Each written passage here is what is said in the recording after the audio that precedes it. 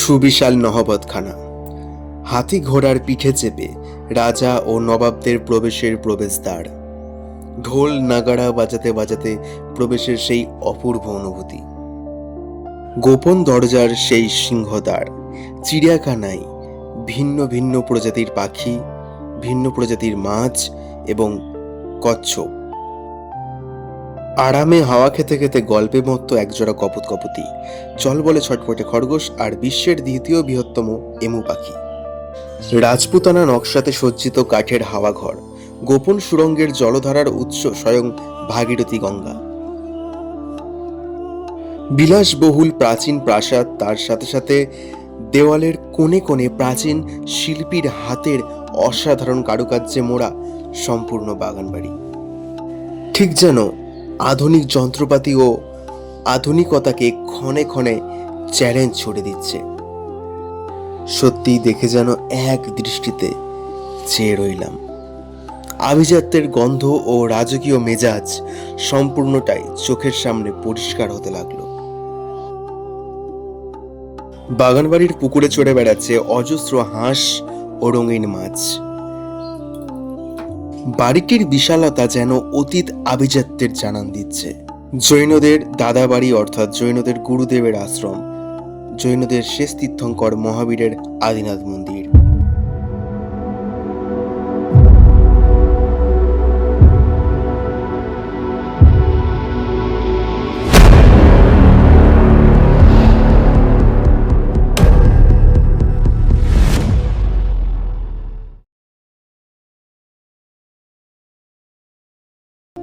এতক্ষণে অনেকেই বুঝে গেছেন জায়গাটি কোথায়। ঠিকই ধরেছেন, মুর্শিদাবাদের আর এক আকর্ষণ কাঠগোলা বাগানবাড়ি। চলুন তাহলে ঘুরে আসা যাক 153 বছর আগে। নমস্কার, আমি সুরজ তরফদার। আপনারা দেখছেন হিস্টোরিক্যাল ইন্ডিয়া। আজকের উপস্থাপনা কাঠগোলা বাগানবাড়ির অজানা কাহিনী। এই যে গেটটি আপনারা দেখতে পাচ্ছেন, এই গেটের ভিতর দিয়ে প্রবেশ করতে হয় কাঠগোলা বাগানবাড়িতে। কাঠগোলা বাগানবাড়িতে প্রবেশের পথ এই নহবতখানা। তখনকার দিনে রাজা, বাদশাহ, মহারাজ, নবাব সবাই প্রবেশ করতেন এই গেটের তলা থেকে, হাতির পিঠে, ঘোড়ার পিঠে, কখন বা পায়ে হেঁটে। এবং এই নহবতখানার উপরে থাকতো অনেক দাস, দাসী এবং সৈন্যরা। তারা উপর থেকে পুষ্পবৃষ্টি করত আগমনকারী সেই রাজা, মহারাজা বা বাদশাহের মাথায়। অসাধারণ কারুকার্যে গোটা প্রাসাদটা সাজানো আছে। নহবতখানাটা দেখুন কত সুন্দর, অনেকটা অ্যাংলো ইন্ডিয়ান স্টাইলে পুরো প্রাসাদটা সাজানো। এই নহবতখানাটি পার করলেই পড়বে এই আমবাগান। আমবাগানটি থেকে সোজা চলে গেলে পড়বে এই টিকিট কাউন্টার। টিকিট কাউন্টার থেকে টিকিট কেটে আমরা ভেতরে প্রবেশ করলাম। টিকিট মূল্য মাথা পিছু 30 টাকা। এই যে সোজা যে বাড়িটি দেখতে পাচ্ছেন, একটি কাঠগোলা বাগান বাড়ি, আর এই ডান দিকেরটা চিড়িয়াখানা। তো প্রথমে আমরা চিড়িয়াখানায় প্রবেশ করব। সেখানে অসংখ্য পাখি, মাছ, কচ্ছপ, খরগোশ, অনেক ধরনের জীবজন্তু আছে। এছাড়াও চিড়িয়াখানার পিছনে আছে একটি অসাধারণ সুন্দর পার্ক, সেটিও আপনাদের দেখাবো।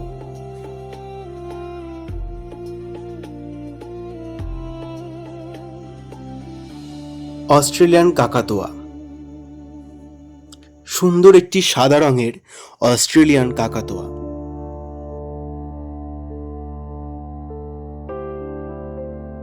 চীনের লেডি আর্মহাস্ট,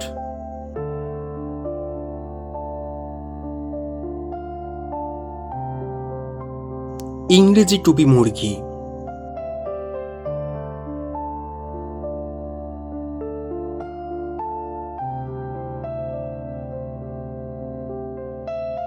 চীনের রিবস রঙিন পাখি,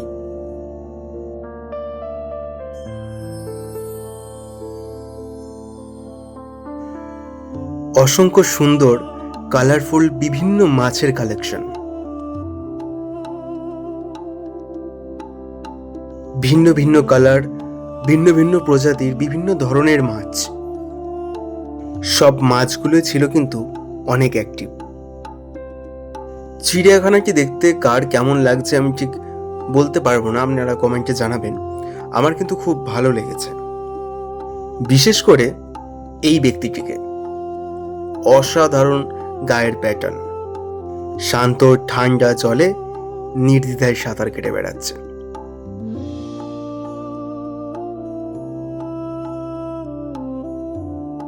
পকেটে করে কোনো যদি খাবার নিয়ে আসেন সেটি কিন্তু পশু পাখিকে খাওয়ানো যাবে না। এবং কাঠগোলা বাগানবাড়ির এই জায়গায় আমিষ খাবার কিন্তু সম্পূর্ণভাবে নিষিদ্ধ, কারণ এনারা জৈন।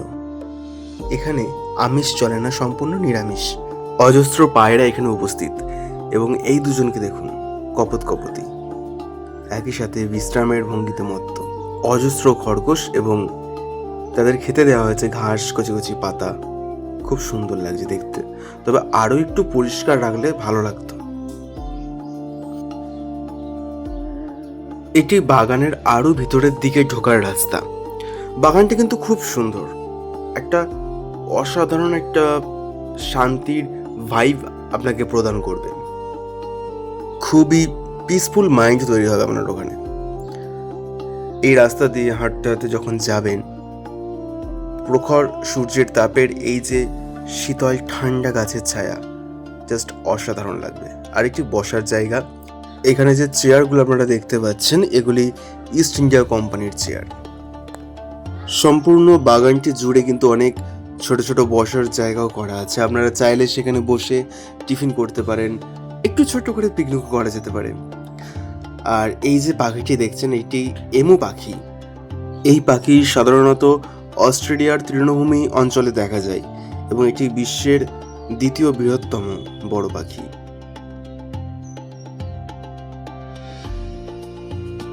চিড়িয়াখানা থেকে বাইরে বেরিয়ে আপনাদের চোখে পড়বে এই সিংহদ্বার। এই সিংহদ্বারটির নিচেই আছে এই বাউরি। বাউরি জিনিসটা কি হচ্ছে, রাজস্থানে স্পেশালি অনেক বেশি বেশি দেখতে পাওয়া যায়। এই বাউরিটি লোকের চোখে জল তোলার কাজে ব্যবহার করা হলেও আসলে এটা ছিল গোপন সুড়ঙ্গ। সুড়ঙ্গ পথে জগৎ শেঠের বাড়ির সাথে এই প্রাসাদের যোগাযোগ ছিল। পর্যটকদের সুরক্ষার জন্য সুড়ঙ্গে নামার মুখের গেটে তালা লাগানো হয়েছে। এই যে মূর্তিটি আপনারা দেখতে পাচ্ছেন, এই মূর্তিটি হচ্ছে ইটালিয়ান শিল্পী মার্কেল অ্যাঞ্জেলোর মূর্তি। ইটালিতে নবজাগরণের সময় যে অত্যাচার হয়েছে, রেনেসাঁসের সময় যে অত্যাচারটি হয়েছিল, সেই সময় এই মার্কেল অ্যাঞ্জেলো, এই শিল্পী, ছবির মাধ্যমে সেটি ফুটিয়ে তুলেছিলেন জনগণের সামনে। তার জন্য তার হাতের 5টি আঙুল কেটে নেওয়া হয়, এবং এই মূর্তিটি এখানে তৈরি করেছেন মুর্শিদাবাদেরই এক শিল্পী দিবাকর ভাস্কর। এবারে দেখুন সেই বাউরির ঠিক ওপরেই তৈরি করা হয়েছে রাজপুতানা স্টাইলে এই হাওয়া মহল। এই স্থাপত্যটি সম্পূর্ণ কাঠের তৈরি, এবং এর নিচে পাতা আছে শ্বেত পাথর।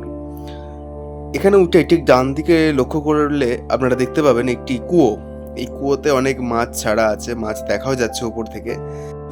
এই কুয়ো থেকে জল তোলাও হতো, এবং তার জন্য কাঠের বড় বড় এই যে দুটো হাতল দেখতে পাচ্ছেন এখানে লাগানো থাকতো কপিকল। সময়ের সাথে ভাগীরথীর গতিপথ পরিবর্তনের ফলে জগৎ শেঠের পুরনো বাড়ির নদীগর্ভে তলিয়ে গেছে, এবং যেই কারণে সুড়ঙ্গটিও বর্তমানে নদীর জলে সম্পূর্ণ। এই বাউরির ঠিক পিছনেই আছে একটি আম বাগান। আম বাগানটিতে কিছু জিনিস দেখতে পেলাম, যেমন ধরেন এই দুটো স্তম্ভ। ঠিক বুঝতে পারলাম না এখানে কি আছে বা কি ছিল, কিন্তু খুব পুরনো, অতি পুরনো দুটো স্তম্ভ, এবং তার চারিপাশে টুকরো টুকরো বড় বড় পাথর ছড়িয়ে ছিটিয়ে আছে। এগুলো কিন্তু নিঃসন্দেহে কোনো প্রাসাদের ভগ্নাবশেষ, সেগুলোরই কোনো স্তম্ভ হবে। এটি মিনার বা স্তম্ভ বা কোনো ফোয়ারা জাতীয় কিছু ছিল, সেটা বুঝতে পারলাম না। চারিদিকটা বাগান। এবারে আমরা চলে যাব প্রাসাদের প্রাঙ্গণে। এটি হচ্ছে কাঠগোলা বাগানবাড়ির অন্যতম একটি আকর্ষণের জায়গা, গোলাপ বাগান। এখানে নানান জাতের গোলাপ আছে, ভিন্ন কালারের গোলাপ আছে। গাছগুলিতে যদিও এখন ফুল হয়নি, তো সময়টা ফুলের ছিল না বলে হয়তো ফুলটাও ধরেনি। আপনারা শীতকালের মধ্যে আসলে ফুলটি দেখতে পাবেন। চলুন এবারে কিছুটা জেনে নেওয়া যাক কাঠগোলা বাগানবাড়ির ইতিহাস। পশ্চিমবঙ্গের অন্যতম ঐতিহাসিক গুরুত্বপূর্ণ স্থান হলো মুর্শিদাবাদ। শুধু পশ্চিমবঙ্গেই নয়, ভারতবর্ষের ইতিহাসেই মুর্শিদাবাদ একটি গুরুত্বপূর্ণ নাম। লর্ড ক্লাইভ থেকে শুরু করে মাউন্ট ব্যাটেনের অধীনে ইংরেজদের 200 বছরের যে উপনিবেশ গড়ে উঠেছিল তার গোড়াপত্তন হয়েছিল এই মুর্শিদাবাদ থেকেই। অনেকের কাছে মুর্শিদাবাদ মানে নবাব সিরাজের পতন বা নবাব মির্জাফরের বিশ্বাসঘাতকের কাহিনী। তবে মুর্শিদাবাদের ইতিহাস শুধু নবাব মির্জাফরের বিশ্বাসঘাতকতায় সীমাবদ্ধ নয়, অনেক ইতিহাস গায়ে মেখে দাঁড়িয়ে আছে মুর্শিদাবাদ। তারই মধ্যে তুলনামূলক কম আলোচিত ইতিহাস হলো এখানকার জৈন ব্যবসায়ীদের ইতিহাস। অষ্টাদশ শতকের শেষ তথা ঊনবিংশ শতকের শুরুর দিকে ব্যবসার টানে জৈন ব্যবসায়ীরা মুর্শিদাবাদে আসেন। এদের মধ্যে উল্লেখযোগ্য 5টি পরিবার ছিল দুগড়, দুধরিয়া, নহর, কোঠারি এবং নৌলাখা। দুগড়দের ছিল মহাজনী ব্যবসা এবং জমিদারি। নবাব বা ইংরেজরাও টাকার প্রয়োজন হলে তাদের শরণাপন্ন হতেন। 1870 সালে লক্ষ্মীপদ সিং দুগড় এই কাঠগোলার প্রাসাদকে নির্মাণ করেন। প্রাসাদের উল্টো দিকে এই পুকুরটি রয়েছে। এই পুকুরটিকে প্যালেস পুকুর বলা হয়। দুগড়দের থাকবার সময়ে এই পুকুরে বাড়ির মহিলারা স্নান করতেন, মাছ নিয়ে তারা খেলাও করতেন। রঙিন মাছ এবং হাঁস এখানে বিরাজমান। জৈনরা মাছ খায় না। এই পুকুরে যে মাছেরা থাকতো তারা মারা গেলে পুকুরের পাশেই তাদের সমাধি দেওয়া হতো। সমাধির ওপর মাছের আদলে মূর্তি তৈরি করা হতো, সেগুলো আজও চোখে পড়বে।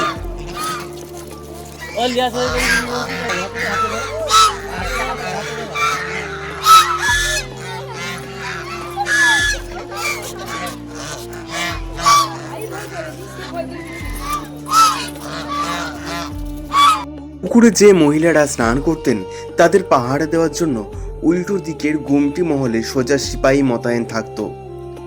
এছাড়াও পুকুরের 4 কোণে রয়েছে 4টি মিনার, তার মধ্যে সিপাহী মোতায়েন থাকত। 45 একর জমির ওপর বিস্তৃত এই বাগানটি দুগড়দের ইউরোপিয়ান বন্ধুদের আপ্যায়ন ও অতিথি সৎকারের জন্য বানানো হয়েছিল। পরে লক্ষ্মীপদ সিং দুগড় তার মায়ের আরাধনার জন্য আদিনাথজির জৈন মন্দিরটি এখানে তৈরি করান।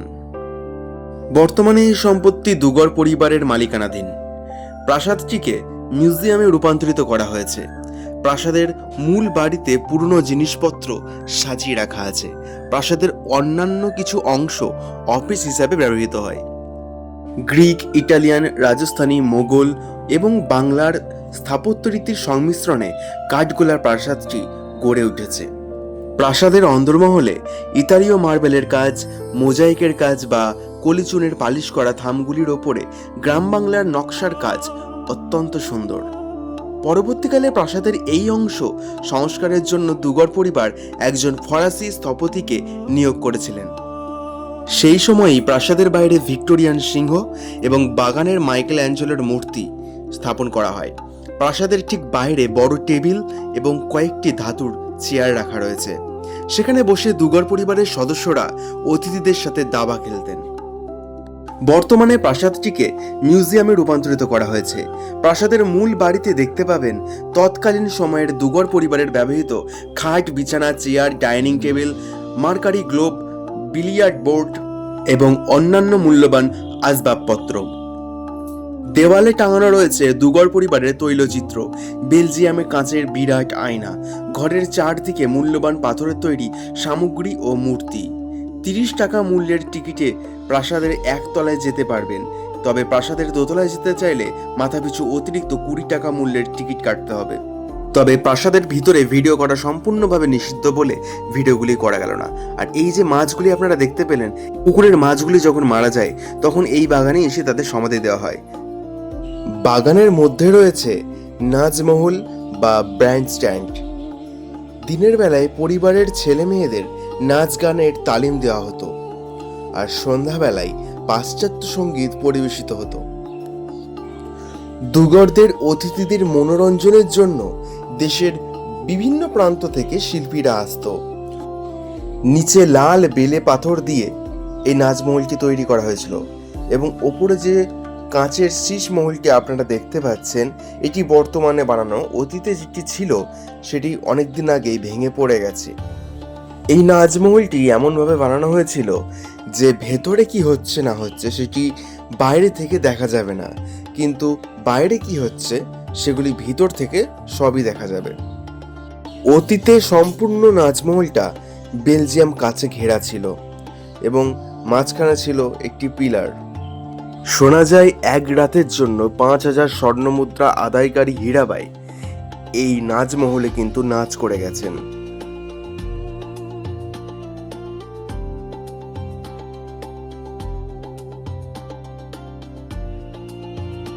নাচমহলের সেই জৌলুস আজ আর নেই, সবটাই ভেঙে পড়ে গেছে। কাঠগোলা বাগানবাড়িতে এই ধরনের ঢালাই লোহার যত চেয়ার বা সোফা টেবিল টাইপ দেখতে পাবেন, সবটাই কিন্তু ইস্ট ইন্ডিয়া কোম্পানি থেকে এনারা পেয়েছিলেন। এখন যে মন্দিরটি আপনারা দেখতে পাচ্ছেন, এই মন্দিরটি হচ্ছে দাদাবাড়ি। মন্দিরের প্রবেশদ্বারের দুই পাশে দুটি মূর্তি রাখা আছে, একটি কাল ভৈরব, অপরটি শ্বেত কাল ভৈরব। একটি সাদা পাথরের আর একটা কালো পাথরের, কিন্তু দুটোই কাল ভৈরব। ধর্মে এনারা ছিলেন জৈন, সেজন্য এরা শিব পুজোর বদলে কাল ভৈরব পুজো করতেন। চলুন এবার মন্দিরের ভিতরে একটু প্রবেশ করা যাক। শ্বেত পাথর দিয়ে বাধাই করা মন্দিরটি অত্যাধিক সুন্দর। নম্রতায় ও স্নিগ্ধতায় যেন সম্পূর্ণ মন্দিরটি মাখা রয়েছে। খুব সুন্দর লাগছে মন্দিরটি। মন্দিরের গর্ভগৃহের চারিপাশে রয়েছে একটি বারান্দা। বারান্দাটি চতুর্দিকে ঘেরা রয়েছে। তারই ঠিক পাশে রয়েছে একটি ছোট্ট বাগান। ইউনিক একটি ডিজাইন করা হয়েছে বাগানটিতে। সিমেন্ট দিয়ে প্রথমে ছাঁচটাকে বানিয়ে নিয়ে তার মধ্যে মাটি ফেলে গাছ লাগানো রয়েছে। কি অসাধারণ স্নিগ্ধতা, তাই না? শীতল ঠান্ডা একটা ছায়াময় পরিবেশের মধ্যে একটি সুন্দর মন্দির। মানসিক শান্তির জন্য এতটুকুই যেন যথেষ্ট।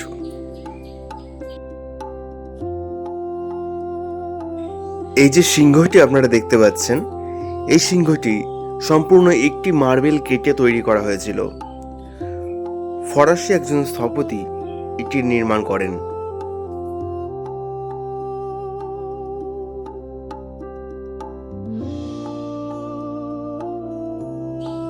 কাঠগোলা বাগানের অন্যতম প্রধান আকর্ষণ এই আদিনাথ জৈন মন্দির।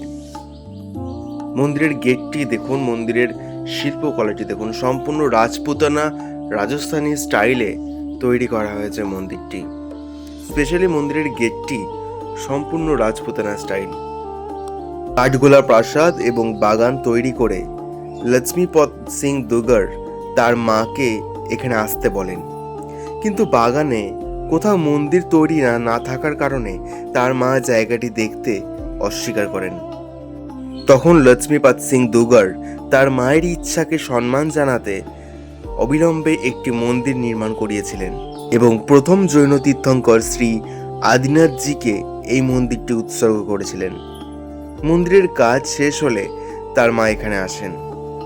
মন্দিরের ভিতরে শ্রী শ্রী আদিনাথজির মূর্তি রয়েছে, সঙ্গে রয়েছে নানা জৈন তীর্থঙ্করদের মূর্তি। এই মন্দিরে মোট 24টি মূর্তি স্থাপন করা হয়েছে। মন্দিরের ভিতর পাথরের খোদাই করা বুদ্ধগয়া, পরেশনাথ পাহাড়, ফল্গু নদী, পালকি, বিভিন্ন চিত্র অঙ্কিত হয়েছে। একটি অরিজিনাল টাট্টু ঘোড়ার গাড়ি। ঘোড়াটি ফলস, কিন্তু গাড়িটি আসল।